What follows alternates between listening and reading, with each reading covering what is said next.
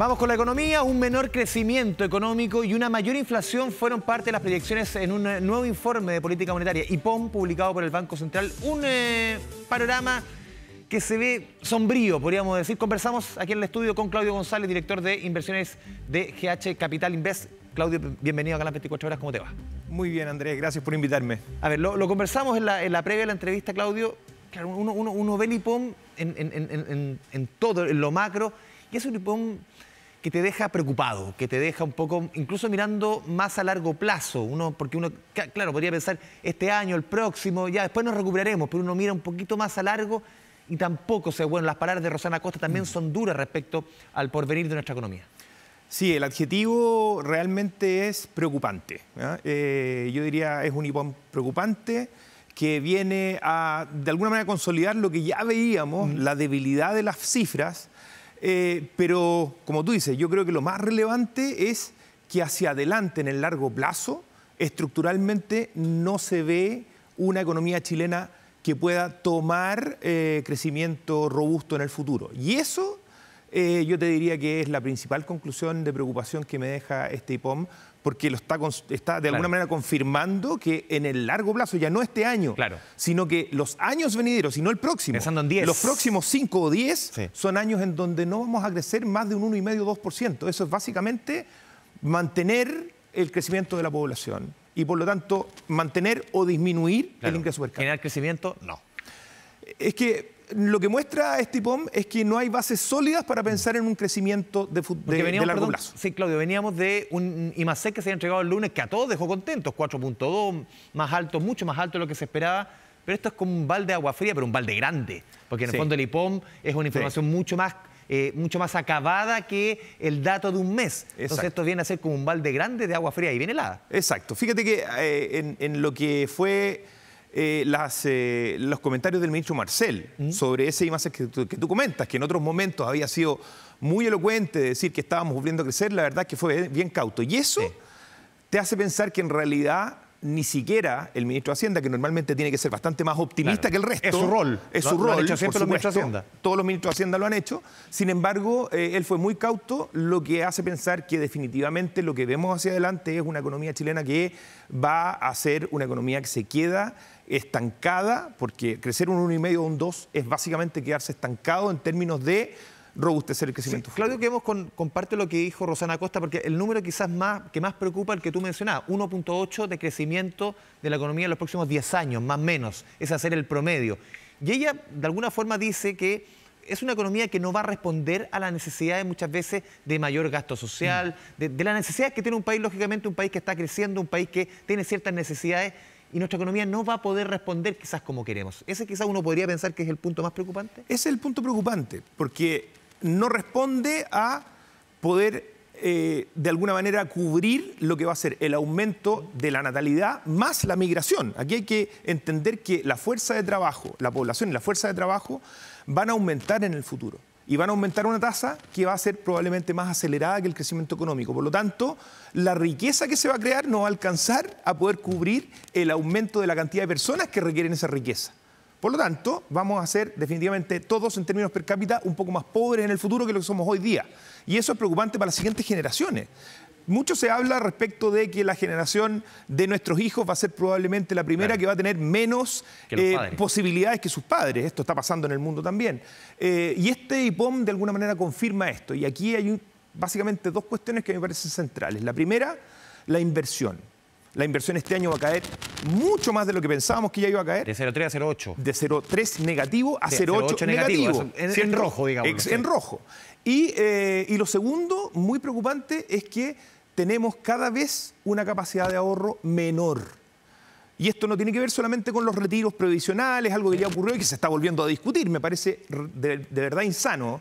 Pero tiene que ver con que no veo de la política pública, digamos, una estructura de reformas que de verdad robustezcan el crecimiento a largo plazo. Nos olvidamos de eso, estamos básicamente entrampados en discusiones de la cotidianidad, de si el desempleo disminuyó o aumentó en una décima en el último trimestre móvil. ¿Falta esa mirada de largo? Pero no nos dimos cuenta que necesitamos una mirada de largo. Fíjate que en términos de empleo, no hemos podido recuperar los 2 millones los 2 millones de empleos que se perdieron en la pandemia. Faltan 200.000 para llegar al mismo nivel de ocupación. Exacto. Y la tasa, si tú tomas una serie larga entre febrero del 2020 y hoy día, el crecimiento de los desocupados es mayor que el crecimiento de la fuerza de trabajo.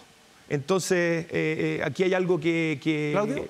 Que es preocupante. Sí, venía aquí al canal escuchando en la radio una economista más bien ligada a la derecha, Cecilia Cifuentes, por eso la cito. Ella hablaba de un estancamiento estructural en nuestra economía. ¿Es tan así? ¿Hay un estancamiento estructural o quizás es un diagnóstico un poquito duro? Bueno, yo comparto en parte esa visión, por lo que decíamos recién. Un ahorro que está disminuyendo de manera muy importante en los mejores tiempos de la economía chilena, los años 90 y tal vez algo de los principios de los 2000, pero los años 90 muy claramente, ahorrábamos un 23 o un 24% del producto. Hoy día ahorramos un 17%, o sea, nos estamos pareciendo cada vez más al 16 o 15% que ahorra en promedio los países de América Latina. Ya no nos parecemos a la OECD. No somos los ingleses. Ya no somos los ingleses ni los asiáticos que ahorraban mucho. Y esto lo preocupante es que ese ahorro te sirve para financiar inversión, capacidad estructural de crecer. Como no tienes ahorro hoy día, ¿qué es lo que ha pasado? La economía ha tendido a endeudarse, pero eso no es ilimitado para una economía pequeña como la chilena. Por tanto, nuestra capacidad de crecer en el futuro, de invertir y crecer en el futuro, está hoy día mucho más limitada. Ahí hay una preocupación fundamental. Y lo segundo, que a mí me parece también muy importante, es que no veo en la discusión de la política, sí de los técnicos, yo creo que hay mucho consenso en lo que hay que hacer. Siempre una discusión que ha estado bien divorciada, lo técnica con lo político. Y lamentablemente la discusión política, que es la que tiene que hacer concreta la política pública propuesta por los técnicos, no se ha hecho cargo de aquello que es necesario para crecer. Y nos entrampamos en discusiones más bien de chimuchina y de corto plazo, pero no de largo plazo. Claudio, hay otro elemento que también repite varias veces Rosana Costa, presidenta del Banco Central: productividad, que es un concepto que hace mucho tiempo en nuestro país, incluso se cita desde hace casi, no sé, del gobierno del presidente Lagos, que la productividad empieza a caer sostenidamente y no ha podido levantar. ¿Por qué es tan importante la productividad? ¿Qué está pasando con la productividad? Hay una comisión que está trabajando hace rato, entregando herramientas, entregando recomendaciones, pero parece que se toma poco y nada de eso. Se toma muy poco. La productividad, llevamos prácticamente 20 años, 18 años más o menos. Productividad, perdón, es mucho más que la persona que se va a tomar el cafecito. No, es productividad, es capacitación, son muchos elementos, ¿no? Muchos elementos, entendido así como en la macro, la productividad es todo aquello que crece el producto más allá de lo que crece el trabajo y la renta del capital. Por lo mismo producir ¿cierto? más, quizás. O sea, yo le pago al trabajo, le pago al capital y me queda todavía una riqueza que no sé explicar. Esa riqueza que queda es productividad. ¿Y cómo se logra? Mediante gente, mano de obra mucho más capacitada, innovación, inversión que se transforma en capacidad de la fuerza de trabajo de trabajar mejor. O sea, hay una concatenación de hechos ahí que hacen que la productividad sea una realidad. Esa concatenación de hechos tiene que ser llevada adelante por política pública, que yo, lamentablemente, es lo que no veo y eso es lo que me preocupa. Entonces, la productividad no es algo que se nos va a dar desde el cielo como maná. Y tampoco es algo se que da tenemos rápidamente, que crear. es un proceso largo. Es un proceso largo, pero que tenemos que crear. Es algo endógeno, no es algo que viene desde el cielo. Es algo que tenemos que crear. ¿Cómo se crea? Mediante política pública, mediante el destrave de las inversiones, mediante la creación de una institucionalidad más robusta que permita mirar a largo plazo, las inversiones de largo plazo, ya no de los extranjeros, no de la minería, sino que de los inversionistas locales que creamos. Ahí hay una pata coja, porque uno ve en los números, por ejemplo, incluso lo conversamos la otra vez, en la cuenta pública el presidente hablaba de los inversionistas extranjeros como ejemplo, y le hacía el tirón de oreja a los inversionistas locales. El inversionista local el que se ve más reacio a diferencia del extranjero. La inversión, hay un error ahí conceptual, creo yo, del presidente y de algunas autoridades. Por eso te repito las palabras de él, más allá que tenga Sí, por supuesto, pero la inversión extranjera directa que ha aumentado tanto en boca de muchas de nuestras autoridades es básicamente un registro contable de utilidades que se quedaron en Chile para las empresas extranjeras mineras que no se fueron y no repatriaron esas utilidades. Esas utilidades se quedaron en Chile muy probablemente porque la repatriación es muy cara en términos tributarios a sus propios países. Por lo tanto, se queda en Chile y contábamos ya con eso. Son inversiones de largo plazo de la minería que probablemente se toman 10 años antes. La pregunta es, ¿y el resto de los sectores? ¿Qué pasa con la construcción? ¿Qué pasa con el sector logístico, el comercio? ¿Y qué pasa sobre todo con la mirada de lo que está pasando fuera? Si lo que hay afuera es una innovación brutal de la cual no nos estamos haciendo cargo internamente, si no logramos subirnos a ese carro, nuestra productividad se va a ir quedando rezagada y como país nos vamos a ir quedando rezagados. Sí, claro, hemos mirado ya más a largo plazo. Miremos esos numeritos chicos del corto plazo que también inciden. Y también el Banco Central en Nippon nos entrega varias luces respecto a inflación, que al parecer no va a ser tanto problema, respecto por lo menos. Y aquí lo que nos marca el Banco Central es que quizás las bajas de tasas van a ser más pronunciadas, atacando sobre todo el crecimiento, ¿no? El bajo crecimiento. Sí. La inflación, en mi opinión, más allá de que vamos a terminar por sobre un 4% Pero no es algo este que año, preocupe mayormente al Banco Central. Efectivamente, el Banco Central no se ve preocupado porque el componente estructural de la inflación, la verdad es que ya está bastante en línea con la meta. Está dentro del rango y en línea con la meta. Creo yo que efectivamente por allí no tenemos un flanco abierto por ahora. Preocupante por el visto. momento. Pero tenemos probablemente algunos shocks en el futuro que nos puedan gatillar algo, pero por el momento creo que no. Lo que le abre espacio a poder eventualmente reducir un poco más rápido la tasa de interés. Es lo que vimos con la última reunión de política monetaria. Me parece a mí que deberíamos ir más rápido a buscar la tasa neutral. Claro. Y que no está muy clara cuánto es, pero más o menos se habla que está entre un 3,5% y un 4,5% de tasa de interés al año. Hoy día estamos en un 5,5%. Entonces, de TPM. Por lo tanto, todavía nos queda un espacio de baja que contribuye al crecimiento. Pero esa contribución de la política monetaria al crecimiento es una parte de la posibilidad de crecer. La otra parte de la posibilidad de crecer es crear las condiciones estructurales que hablábamos recién para que eso se haga realidad. Un último punto, Claudio, se nos va el tiempo. Estaba viendo también los números más finos respecto a la baja de tasa.